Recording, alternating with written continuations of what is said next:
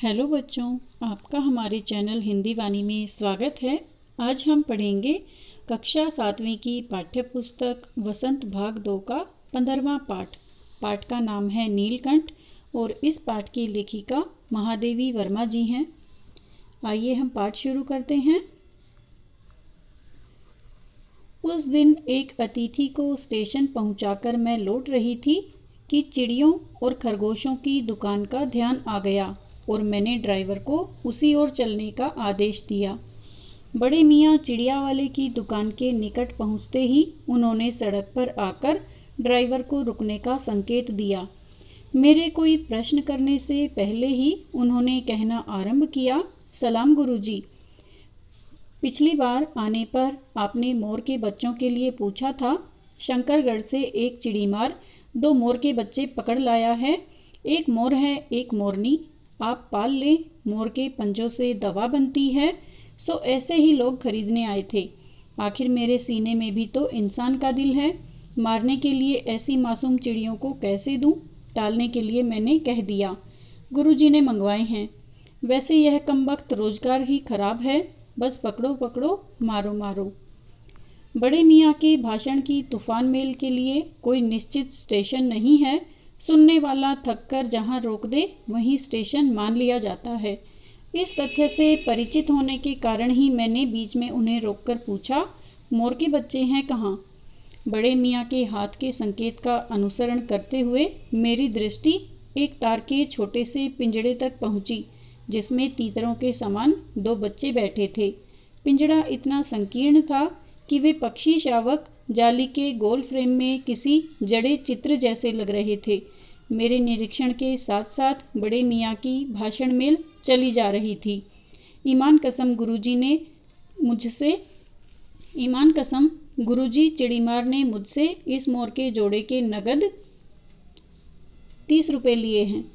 यानी यह पाठ महादेवी वर्मा के स्वयं के अनुभवों के आधार पर लिखा गया है कि वो एक दिन अपने किसी मेहमान को रेलवे स्टेशन पर छोड़कर जब वापस लौट रही थी तो उन्हें ध्यान आया कि वहीं पास में एक चिड़िया बेचने वाले की दुकान थी।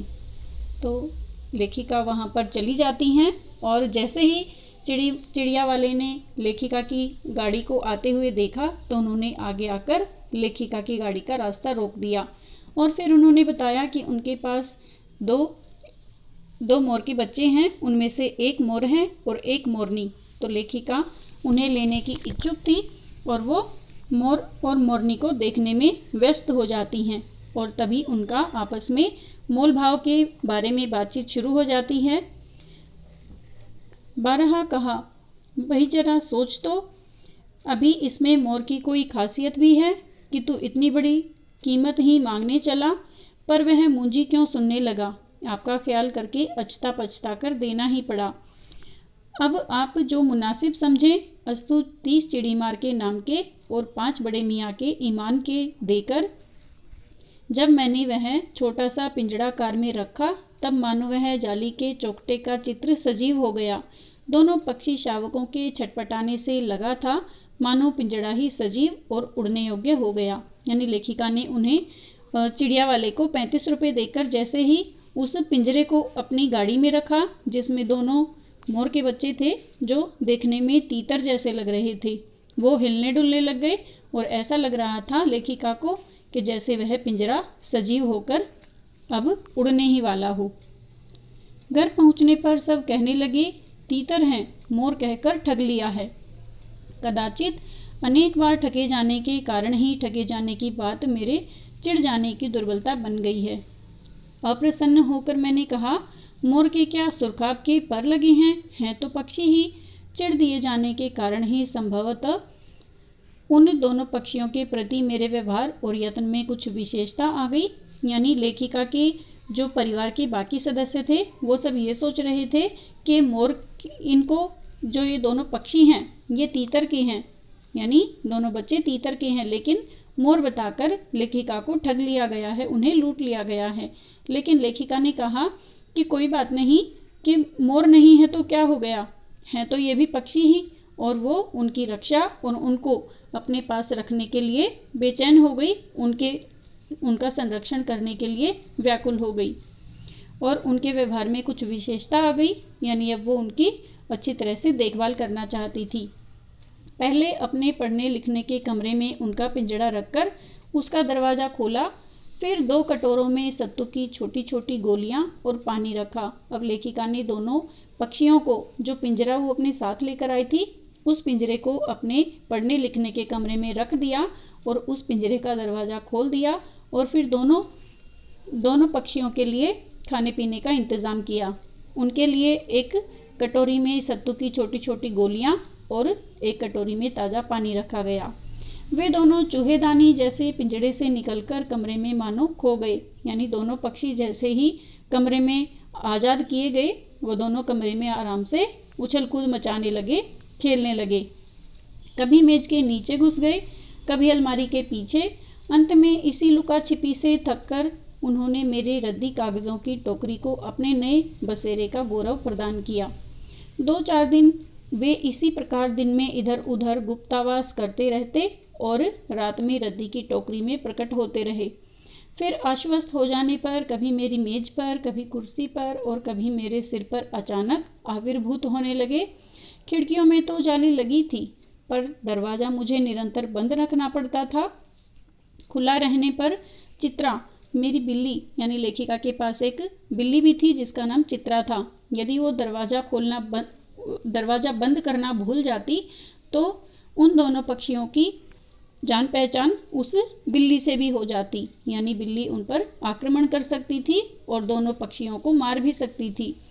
इन नवागंतुकों का पता लगा सकती थी और तब उसके शोध का क्या परिणाम होता, यह अनुमान करना कठिन नहीं है। यानी यदि लेखिका की बिल्ली चित्रा इन दोनों पक्षियों को देख लेती तो वो उनको अवश्य कोई न कोई नुकसान पहुंचा देती या उन्हें मार भी सकती थी। वैसे वह चूहों पर भी आक्रमण नहीं करती, परंतु यहाँ तो 2 सर्वथा अपरिचित पक्षियों के अनधिकार की चेष्टा का प्रश्न था। उसके लिए दरवाज़ा बंद रहे और ये दोनों उसकी दृष्टि में अरे गहरे मेरी मर्जी को अपना सिंहासन बना लें। यह स्थिति चित्रा जैसी अभिमानिनी मार्जारी के लिए असह्य ही कही जाएगी। यानी बच्चों, आपने जैसे देखा होगा कि जो हमारे घर में पालतू जानवर होते हैं वो हमेशा ये चाहते हैं कि उनके मालिक केवल उनको ही प्रेम और स्नेह करें। वो अपना स्थान किसी दूसरे पक्षी या किसी दूसरे पालतू जानवर को नहीं देना चाहते। इसी प्रकार लेखिका ने यह महसूस किया कि यदि चित्रा ने इन दोनों अपरिचित, क्योंकि बिल्ली ने उनको देखा नहीं था तो बिल्ली के लिए तो वो दोनों पक्षी अपरिचित ही थे, यदि वो उन दोनों पक्षियों को देख लेती तो उन्हें अवश्य मार देती।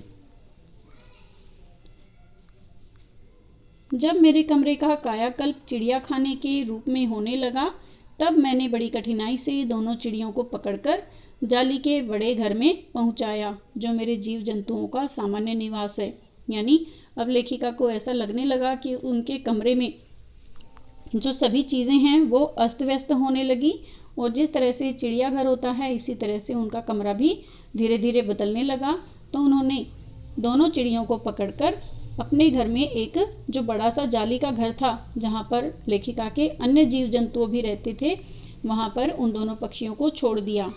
दोनों नवागंतुकों ने पहले से रहने वालों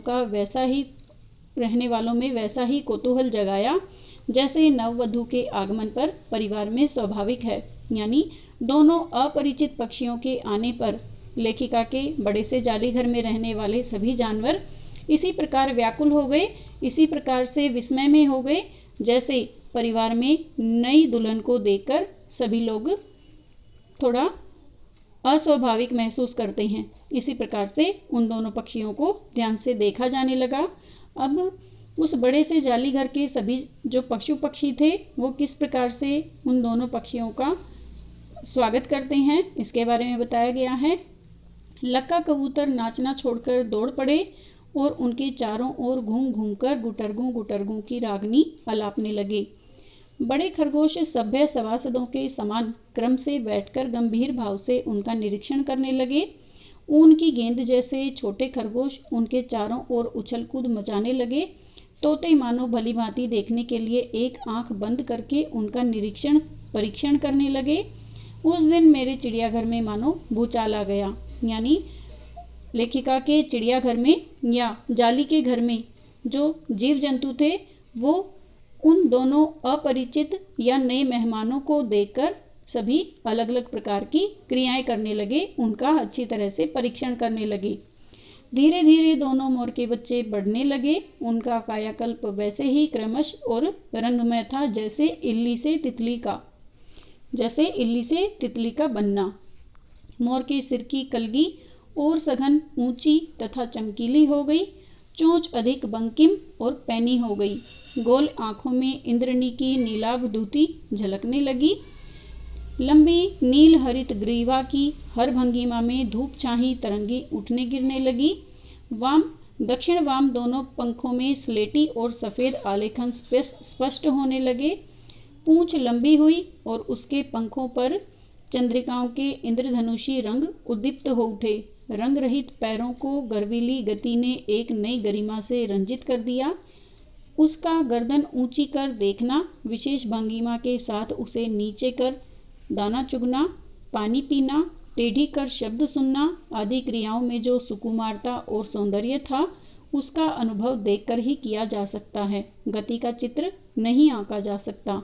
यानी जिस तरह से दोनों पक्षी जिसे परिवार के सभी लोग तीतर के बच्चे मान रहे थे, वास्तव में वो मोर मोरनी ही थे। और जिस तरह से वो धीरे धीरे उस जाली के बड़े घर में अन्य जीव जंतुओं के साथ समय के साथ बड़े होने लगे, उनके शरीर में परिवर्तन आने लगा। और मोर, जैसा कि आप सब जानते ही हो, मोर बहुत सुंदर पक्षी होता है। उसके पंख बहुत अच्छे रंग के होते हैं जिनमें हरा और नीला रंग विशेष रूप से होता है। तो किस प्रकार से उन दोनों के शरीर में परिवर्तन हुआ। मोरनी अधिक सुंदर नहीं होती, लेकिन फिर भी उसकी सुंदरता बहुत अच्छी मानी जाती है और मोरनी की अपेक्षा मोर ज़्यादा सुंदर होता है। उसके पंख घने और आकर्षक रंगों के होते हैं। मोरनी का विकास मोर के समान चमत्कारिक तो नहीं हुआ, परंतु अपनी लंबी धूप छाही गर्दन, हवा में चंचल कलगी, पंखों की श्याम श्वेत पत्रलेखा, मंथर गति आदि से वह भी मोर की उपयुक्त सहचारिणी होने का प्रमाण देने लगी। यानी मोरनी में भी बहुत सारी विशेषताएं थी जिसके कारण वह भी सबको आकर्षक लगती थी। नीलाभ ग्रीवा के कारण मोर का नाम रखा गया नीलकंठ और उसकी छाया के समान रहने के कारण मोरनी का नामकरण हुआ राधा। यानी लेखिका ने अपने जाली घर में रहने वाले सभी जीव जंतुओं का नाम रखा हुआ था। तो मोर की जो गर्दन नीले रंग की थी इसलिए उसका नाम नीलकंठ रखा गया, और जो मोरनी थी वो हमेशा उसके साथ रहती थी इसलिए मोरनी का नाम राधा रखा गया। मुझे स्वयं ज्ञात नहीं कि कब नीलकंठ ने अपने आप को चिड़ियाघर के निवासी जीव जंतुओं का सेनापति और संरक्षक नियुक्त कर लिया। सवेरे ही वह सब खरगोश, कबूतर आदि की सेना एकत्र कर उस ओर ले जाता जहां दाना दिया जाता है और घूम घूम कर मानो सबकी रखवाली करता रहता। किसी ने कुछ गड़बड़ की और वह अपने तीखे चंचू प्रहार से उसे दंड देने दौड़ता। यानी अब धीरे धीरे वह सभी जानवरों में घुल मिल गया था और सबकी रक्षा करने लगा था। यानी वो सबका अच्छी तरह से ध्यान रखने लगा था। खरगोश के छोटे बच्चों को वह चोंच से उनके कान पकड़कर ऊपर उठा लेता था और जब तक वे आर्त क्रंदन न करने लगते उन्हें अधर में लटकाए रखता था। यानी जब खरगोश के छोटे बच्चे शरारत करते तो मोर उसे अपनी चोंच में ऊपर उठा लेता था और वो जब परेशान हो जाते तो उन्हें नीचे उतार देता था। कभी कभी उसकी पैनी चोंच से खरगोश के बच्चों का कर्णवेध संस्कार हो जाता था, पर वे फिर भी उसे क्रोधित होने का अवसर न देते थे। दंड विधान के समान ही उन जीव जंतुओं के प्रति उसका प्रेम भी असाधारण था। यानी वह सभी जानवरों से, सभी जीव जंतुओं से बहुत अधिक प्रेम करता था। प्राय वह मिट्टी में पंख फैलाकर बैठ जाता था और वे सब उसकी लंबी पूंछ और सघन पंखों में छुआ छुएल सा खेल खेलते रहते थे। ऐसी ही एक स्थिति में एक सांप जाली के भीतर पहुंच गया। सब जीव जंतु भागकर इधर उधर छिप गए। केवल एक खरगोश शिशु सांप की पकड़ में आ गया। जैसा कि इस चित्र में दिखाया गया है कि सभी जीव जंतु आपस में खेल रहे थे और तभी अचानक से एक सांप इस जाली घर में आ जाता है और वह खरगोश के छोटे बच्चे को पीछे से पकड़ लेता है। निगलने के प्रयास में सांप ने उसका आधा पिछला शरीर तो मुंह में दबा रखा था, शेष आधा जो बाहर था उससे ची ची का स्वर भी इतना तीव्र नहीं निकल सकता था कि किसी को स्पष्ट सुनाई दे सके। नीलकंठ दूर ऊपर झूले में सो रहा था। उसी के चौकन्ने कानों ने उस मंद स्वर की व्यथा पहचानी और वह पूछ पंख समेटकर सर से एक झपट्टे में नीचे आ गया। संभवतः अपनी सहज चेतना से ही उसने समझ लिया होगा कि सांप के फन पर चोंच मारने से खरगोश भी घायल हो सकता है। यानी जो मोर है वह एक समझदार पक्षी है, उसने सांप के फन पे चोंच नहीं मारी। अगर वह ऐसा करता तो इससे खरगोश के बच्चे को नुकसान पहुंच सकता था, इसलिए उसने ऐसा नहीं किया, बल्कि उसके लिए कोई और उपाय किया। उसने सांप को फन के पास से पंजों से दबाया और फिर चोंच से इतने प्रहार किए कि वह अधमरा हो गया। पकड़ ढीली पड़ते ही खरगोश का बच्चा मुख से निकल तो आया, परंतु निश्चेष्ट सा वहीं पड़ा रहा। राधा ने सहायता देने की आवश्यकता नहीं समझी, परंतु अपनी मंद केका से सबको किसी असामान्य घटना की सूचना सबोर प्रसारित कर दी। यानी राधा ने देखा कि मोर यानी नीलकंठ उस खरगोश के बच्चे की रक्षा कर रहा है, वह सांप को मार रहा है, तो उसने यह सोचा कि अब मुझे किसी भी सहायता की ज़रूरत नहीं है, कोई भी सहायता देने की ज़रूरत नहीं है। लेकिन फिर भी उसने अपनी मंद केका केका की आवाज़ में सब लोगों को यानी परिवार के बाकी सभी लोगों को इस घटना की सूचना बता दी। माली पहुंचा, फिर हम सब पहुंचे। नीलकंठ जब सांप के 2 खंड कर चुका तब उस शिशु खरगोश के पास गया और रात भर उसे पंखों के नीचे रखे उष्णता यानी गर्मी देता रहा। कार्तिकेय ने अपने युद्ध वाहन के लिए मयूर को क्यों चुना होगा, यह उस पक्षी का रूप और स्वभाव देखकर समझ में आ जाता है। मयूर कलाप्रिय वीर पक्षी है, हिंसक मात्र नहीं। उसी से उसे बाज और चील आदि की श्रेणी में नहीं रखा जा सकता, जिनका जीवन ही क्रूर कर्म है। यानी मोर बाज और चील जैसे पक्षियों से बहुत अलग है, वह दयालु है, और बाज और चील जैसे जो जानवर हैं वो क्रूर होते हैं। उनका जो स्वभाव है, उनका जो भोजन है, वो केवल दूसरे पक्षियों को या दूसरे जीव जंतुओं को मारकर खाना है। लेकिन नीलकंठ इन सब से बहुत अलग था, वह दयालु और रक्षा करने वाला पक्षी था। नीलकंठ में उसकी जातिगत विशेषताएं तो थी ही, उसका मानवीकरण भी हो गया था। यानी उसमें मनुष्य वाली जो भावनाएं होती हैं, दया, करुणा, प्रेम और सहनशीलता, ये सभी थी। मेघों की सांवली छाया में अपने इंद्रधनुष के गुच्छे जैसे पंखों को मंडलाकार बनाकर जब वह नाचता था, तब उसके नृत्य में एक सहजात लय ताल रहता था। आगे पीछे दाहिने बाएं क्रम से घूमकर वह किसी अलक्ष्य सम पर ठहर ठहर जाता था। राधा नीलकंठ के समान नहीं नाच सकती थी, परंतु उसकी गति में भी एक छंद रहता था। वह नृत्यमग्न नीलकंठ की दाहिनी ओर से पंख को छूती हुई बाईं ओर निकल आती और बाएं पंख को स्पर्श कर दाहिनी ओर। इस प्रकार उसकी परिक्रमा में एक पूरक ताल परिचय मिलता था। नीलकंठ ने कैसे समझ लिया कि उसका नृत्य मुझे बहुत भाता है, यह तो नहीं बताया जा सकता, परंतु अचानक एक दिन वह मेरे जाली घर के पास पहुंचते ही अपने झूले से उतरकर नीचे आ गया और पंखों का सतरंगी मंडलाकार छाता तानकर नृत्य की भंगिमा में खड़ा हो गया। यानी मोर को पता नहीं कैसे पता चल गया कि लेखिका को उसका नाचना बहुत अच्छा लगता है, और एक दिन जैसे ही लेखिका उस जाली घर के पास पहुंची, तभी मोर ने अपने पंख फैलाकर नाचने की मुद्रा बना ली, नाचने की आकृति बना ली। तब से यह नृत्य भंगिमा नित्य का क्रम बन गई। प्राय मेरे साथ कोई न कोई विदेशी या देशी अतिथि भी पहुंच जाता था और नीलकंठ की मुद्रा को अपने प्रति सम्मानपूर्वक समझकर विस्मयाभिभूत हो उठता था। कई विदेशी महिलाओं ने उसे परफेक्ट जेंटलमैन की उपाधि दे डाली। जिस नुकीली पैनी चोंच से वह भयंकर विषधर को खंड खंड कर सकता था, उसी से मेरी हथेली पर रखे हुए भुने चने ऐसी कोमलता से होले होले उठाकर खाता कि हंसी भी आती थी और विस्मय भी होता था। फलों के वृक्षों से अधिक उसे पुष्पित और पल्लवित वृक्ष भाते थे। यानी नीलकंठ को फलों के पेड़ इतने ज़्यादा अच्छे नहीं लगते थे जितने कि फूलों के और नए नए पत्तों के।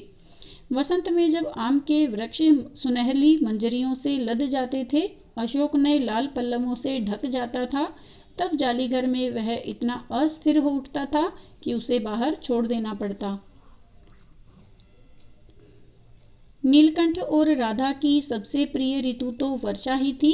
मेघों के उमड़ आने से पहले ही वे हवा में उसकी सजल आहट पा लेते थे और तब उनकी मंद केका की गूंज अनुगूंज तीव्र से तीव्रतर होती हुई मानो बूंदों के उतरने के लिए सोपान पंक्ति बनाने लगती।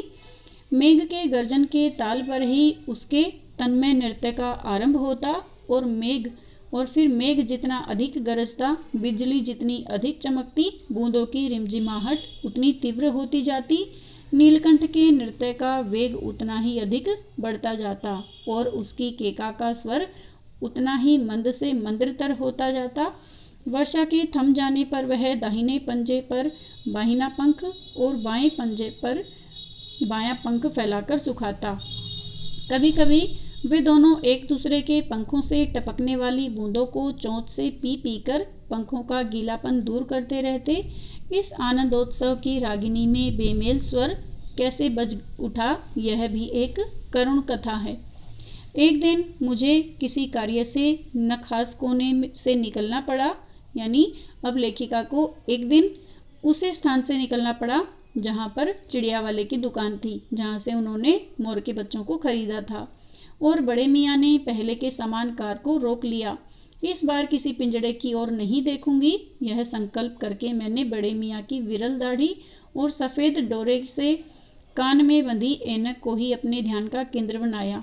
यानी लेखिका ने पहले से ही निश्चय कर लिया था कि अब वो किसी और पिंजरे को या किसी और जीव जंतु को नहीं देखेंगी, क्योंकि उनके पास काफ़ी जीव जंतु पहले से ही हैं।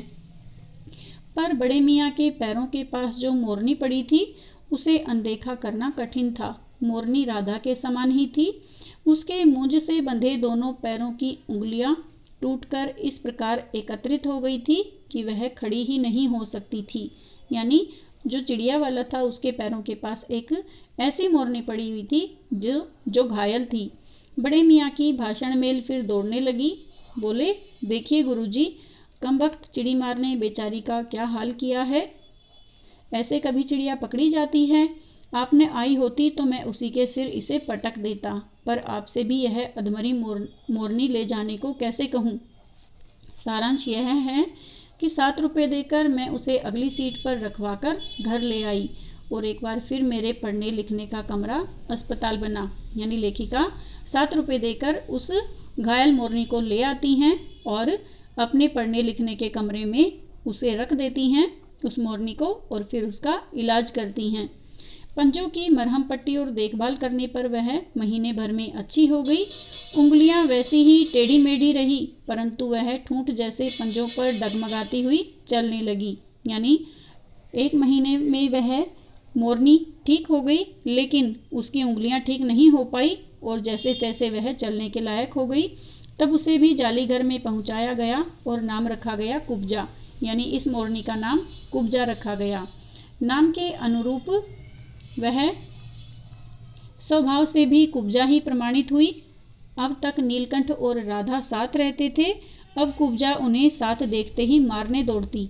चोंच से मार मार कर उसने राधा की कलगी नोच डाली, पंख नोच डाले। कठिनाई यह थी कि नीलकंठ उससे दूर भागता था और वह उसके साथ रहना चाहती थी। यानी कुब्जा राधा से नफरत करती थी और वह केवल नीलकंठ के पास रहना चाहती थी। न किसी जीव जंतु से उसकी मित्रता थी, न वह किसी को नीलकंठ के समीप आने देना चाहती थी। उसी बीच राधा ने 2 अंडे दिए जिनको वह पंखों में छिपाए बैठी रहती थी। पता चलते ही कुब्जा ने चोंच मार मार कर राधा को ढकेल दिया और फिर अंडे फोड़कर ठूंठ जैसे पैरों से सब ओर छितरा दिए। इस कलह कोलाहल से और उससे भी अधिक राधा की दूरी से बेचारे नीलकंठ की प्रसन्नता का अंत हो गया। यानी जब कुब्जा ने नीलकंठ से राधा को दूर कर दिया, तब नीलकंठ बहुत उदास रहने लगा। कई बार वह जाली के घर से निकल भागा। एक बार कई दिन भूखा प्यासा आम की शाखाओं में छिपा बैठा रहा, जहाँ से उसे बहुत पुचकार कर मैंने उतारा। एक बार मेरी खिड़की के शेड पर छिपा रहा।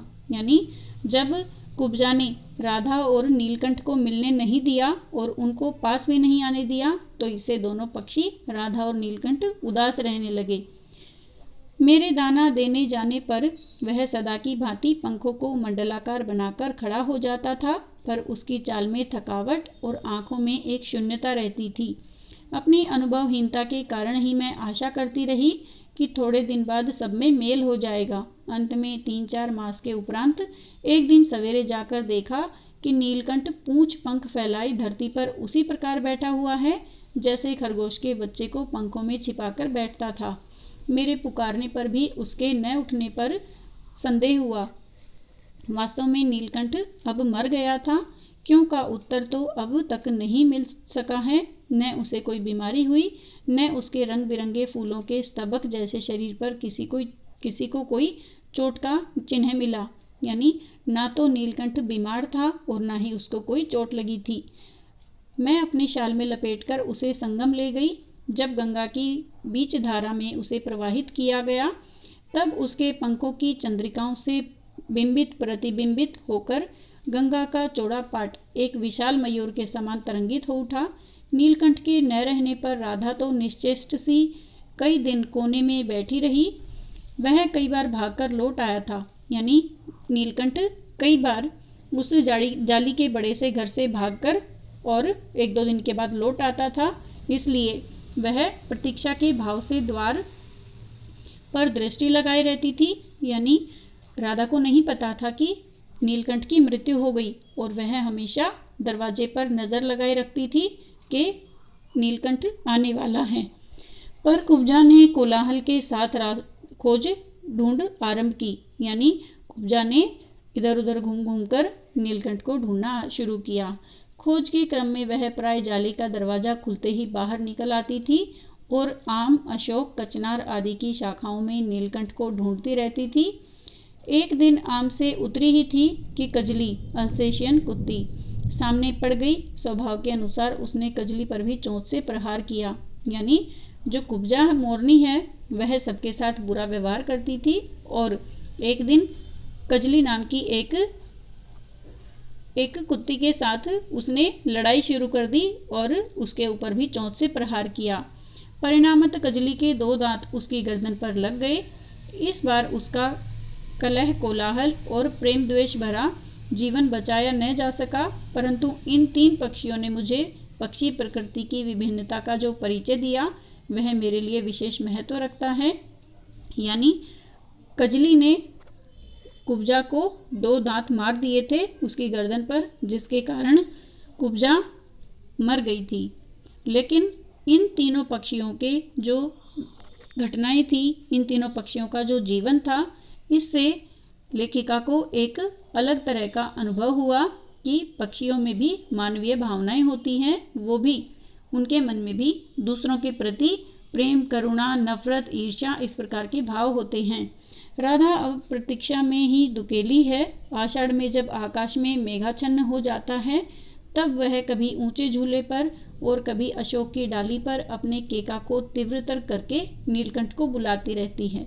यानी राधा को अभी भी नीलकंठ के आने का इंतज़ार है और वह हमेशा जो सावन में जब बारिश होती है उस समय वह नीलकंठ की प्रतीक्षा करती रहती है, लेकिन नीलकंठ की मृत्यु हो चुकी है, उसे नहीं पता।